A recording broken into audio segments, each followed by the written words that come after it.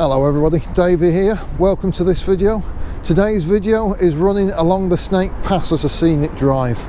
But our starting point is the village of Glossop.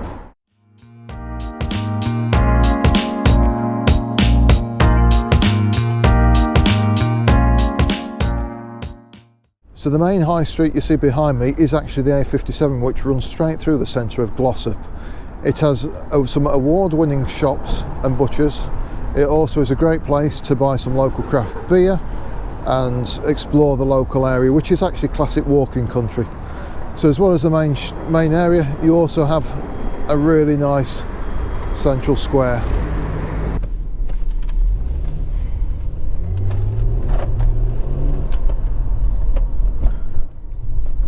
So when you pull out of this car park, if you take a left to the traffic lights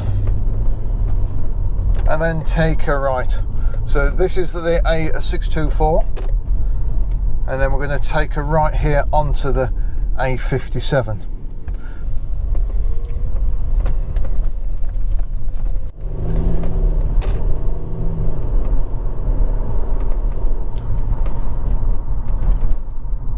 So as we're driving through Glossop, part of old Glossop actually dates back to the 12th century with some of its old stone cottages, and there's a very old medieval market cross. But Glossop itself really is the northwestern gateway into the Peak District in Derbyshire. The area made most of its money from mills, and quite a few of these have actually been repurposed now in the area.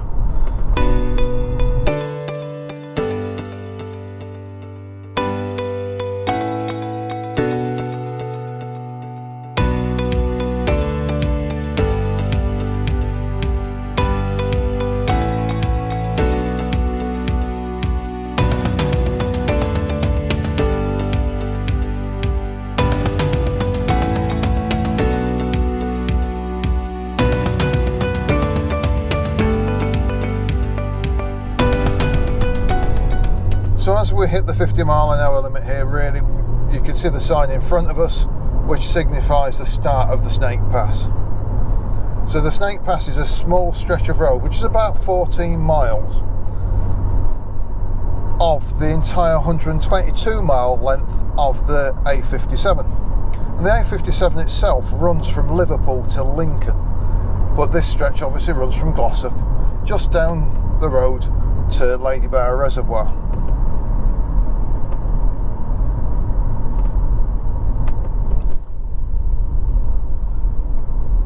So as a road to enjoy, this road in 2008 was rated by Caterham Cars as the best driving road in the UK. So as a bit of a scenic drive, I think you should enjoy it along here. And we have fallen lucky with the weather today. It is a very crisp November morning. We are blessed with the sun being out.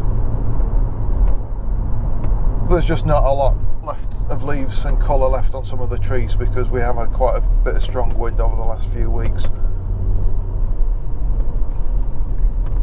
But yes, as you can see in front of us, the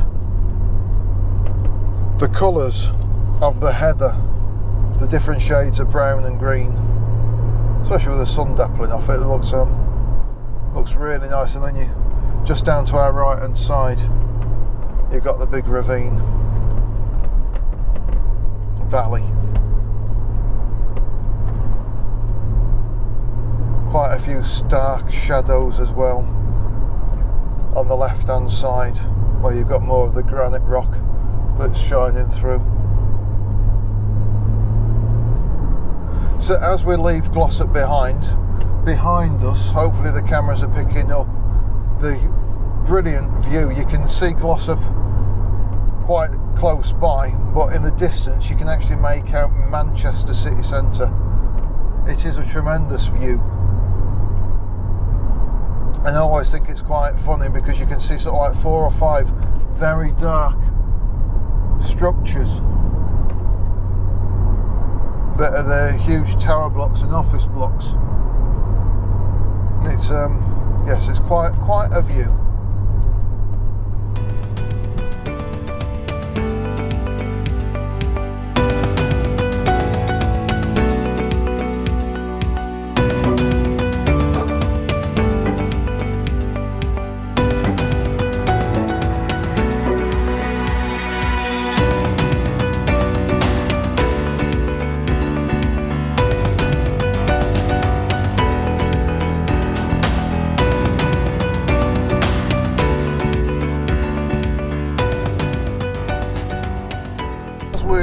reach the peak of the road up here.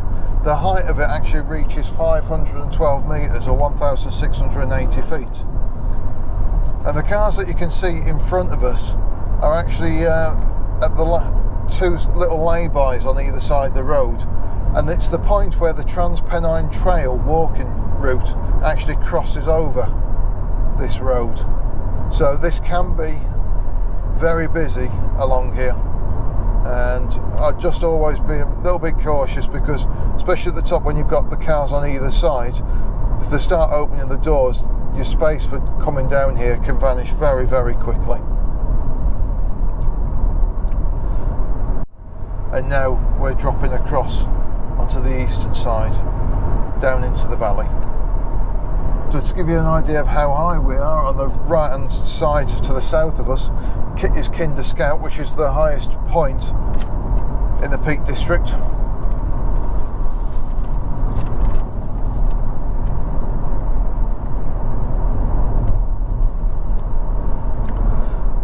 And we start dropping down into quite a dramatic valley. You can see how the road vanishes and disappears.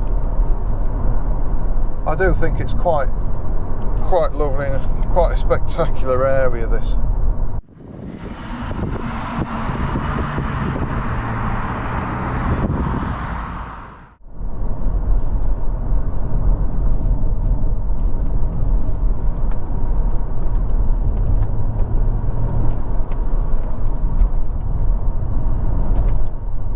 Look at that, look how the sun's catching the sides of the hills.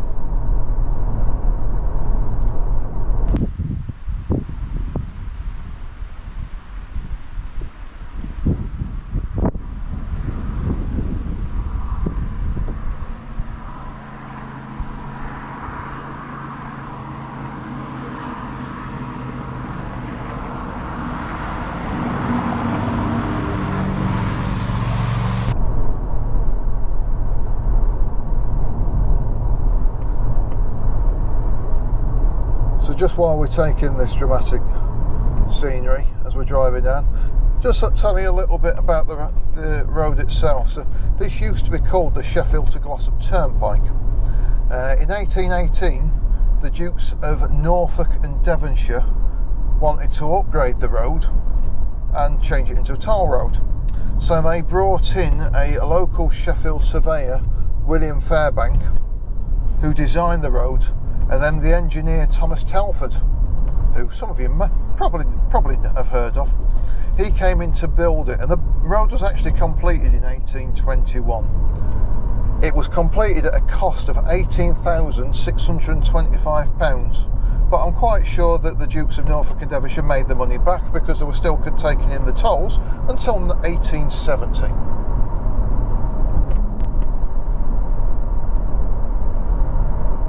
The forested area that we're actually driving through now is the Woodland Trust. Oh, that sun's bright. And as we drop down here, there is actually a car park on the left hand side. There is a cafe there, but this is very, very popular, so it all depends on whether there's actually space for you to get into it. We're at 9 o'clock now, and there might be 3 spaces in there, that's all. Very, very popular place. But yeah, so we've transferred from the open plateau. We're now going through the woodlands, dropping down into the valley. And in the autumn, actually looking across with the sun shining on, you've got so much colour in the trees. Unfortunately, I've timed it just wrong, because we've just had a week worth of quite strong wind, so most of the colour of the leaves have actually vanished now.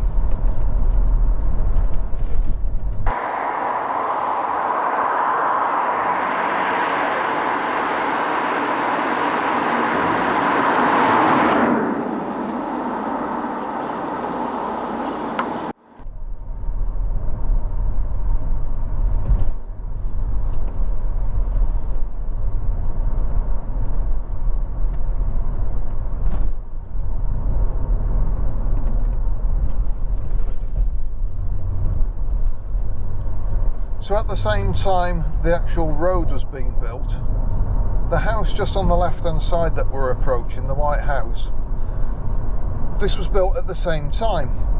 Now that used to be called the Ladyclough Inn, and it's been well known for many years as the Snake Pass Inn. Unfortunately, I think due to COVID, it's had to close down and it's been changed into a residential property. But what's funny is that house, as I say, was called the Ladyclough House, and the road was called the Sheffield to Glossop Turnpike. Now the owner was the Duke of Devonshire, and that was actually William Cavendish, the 6th Duke of Devonshire, who owned it. And when he had it built, he actually had his emblem placed above the front door of the Ladyclough House Inn. That emblem was a serpent. So legend has it that the local people who frequented said inn started to nickname the road the Snake Pass because of the emblem that was actually over the front door, not because of the amount of twists and turns the road had. About 100 years later, the inn then decided to change its name to the Snake Pass after the name of the road. But obviously the road got its name from the badge above the door of the inn, so neither were ever actually called the Snake Pass. So it's amazing how things change. But yeah, you can see this is quite, let's say, a very enjoyable. Look at can you see in front of us how the shading and the light's dappling off the hills? It's fantastic. I think I will have to try and get back here and actually film it in the summer, but this route gets so much busier in the summer months, it really does.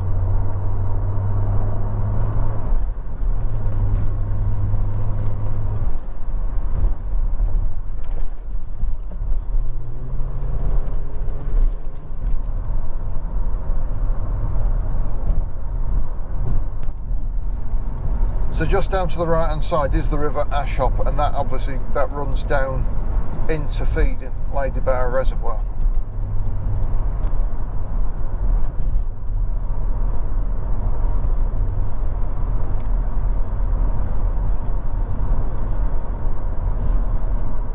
As you can see, there's a couple of cyclists in front of us, and whilst you're driving along here, just be aware that there can be plenty of walkers along here, cyclists. I have encountered sheep in the middle of the road, so just be aware of that, as well as motorhomes and caravans that normally drive during the midweek. It isn't often you actually see them along here during the day on the weekend.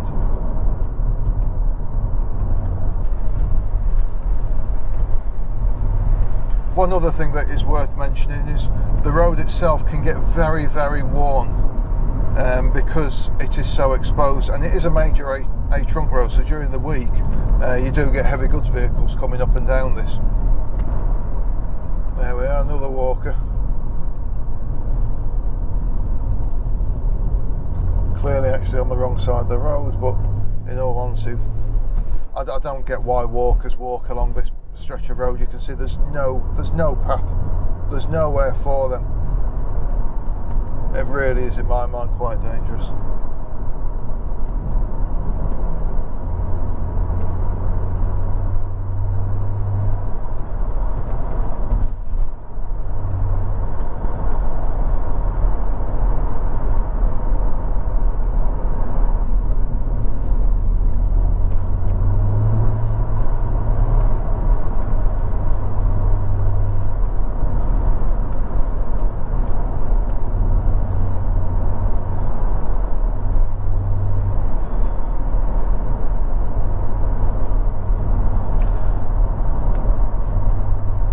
Into the bottom of this valley that we've just driven down.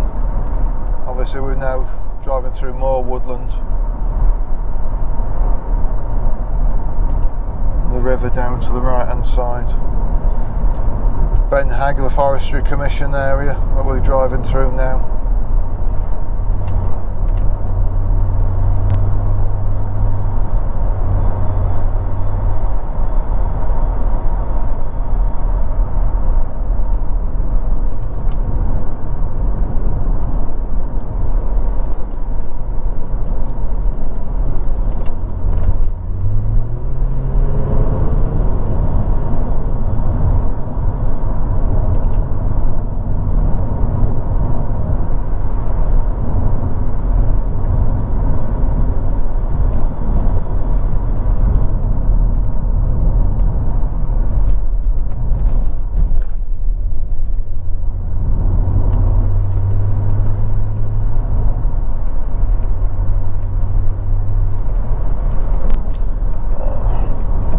colour of the pines on the other side of the road. You can see the green ones, and unfortunately there's obviously a disease going through some of these pine trees, because you can see the brown ones that are killed off. But it does make for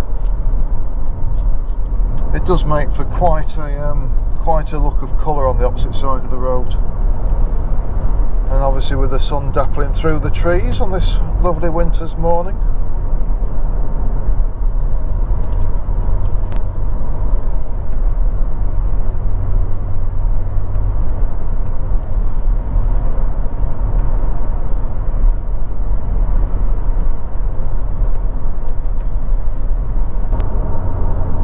So you can just see on the right hand side now we've reached the western edge of Ladybower Reservoir. It's sort of like a T shape, so this western edge moves further on down. Then you've got the north-south. The south side is where the main dam is of Ladybower Reservoir, and the north side is where Fairholmes Visitor Centre is.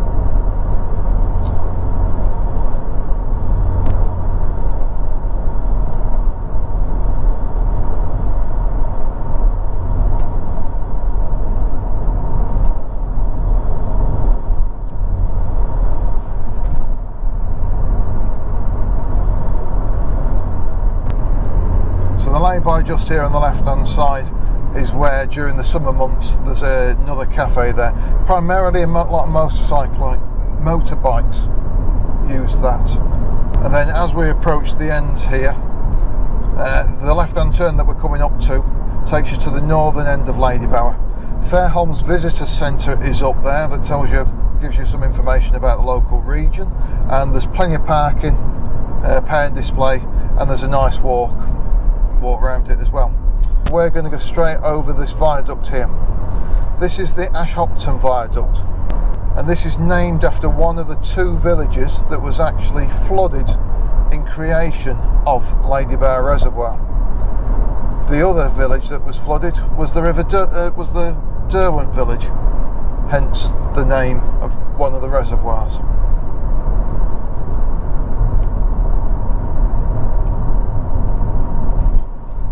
And that kind of is just at the end now of the Snake Pass. We've finished the Snake Pass now.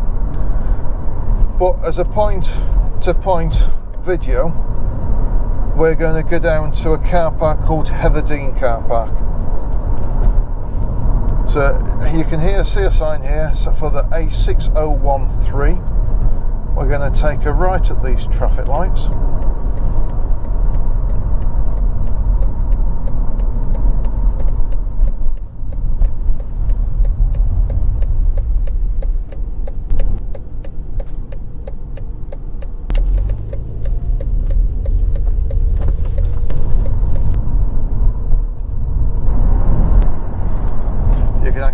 Dam in front of us of Ladybower.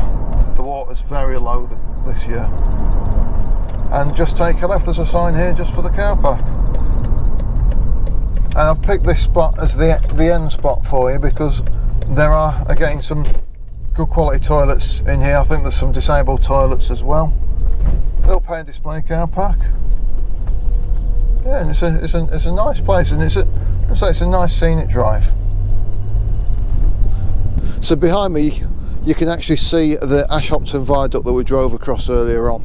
As I was saying, this is obviously named after one of the villages that was flooded when the Ladybower Reservoir was created. The other village being the Derwent, named after the River Derwent.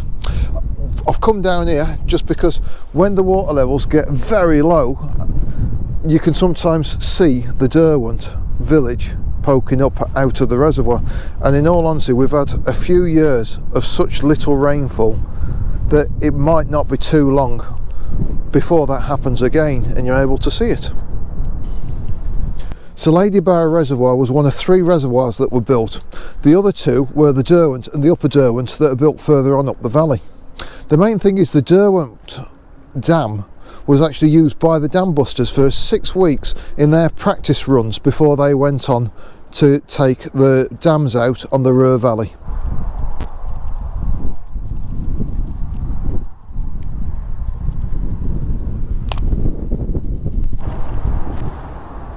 So just one more snippet of information before I wrap up this video. You can see Ladybower Dam behind me. This was actually opened in 1945 by King George IV. It actually took 2 years for the River Derwent though to end up filling the reservoir.